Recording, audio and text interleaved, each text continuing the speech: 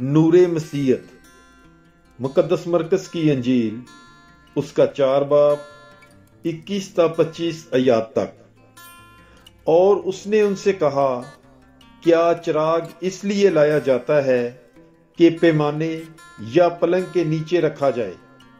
क्या इसलिए नहीं कि चिराग दान पर रखा जाए?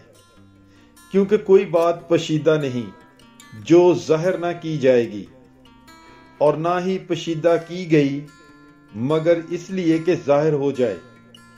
जिसके सुनने के कान हो वो सुन ले। फिर उसने उनसे कहा कि गौर करो जो सुनते हो।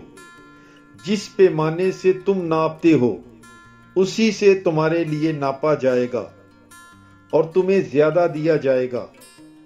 जिसके पास है उसे दिया जाएगा, और जिसके पास नहीं है उससे वो भी ले लिया जाएगा जो उसके पास है।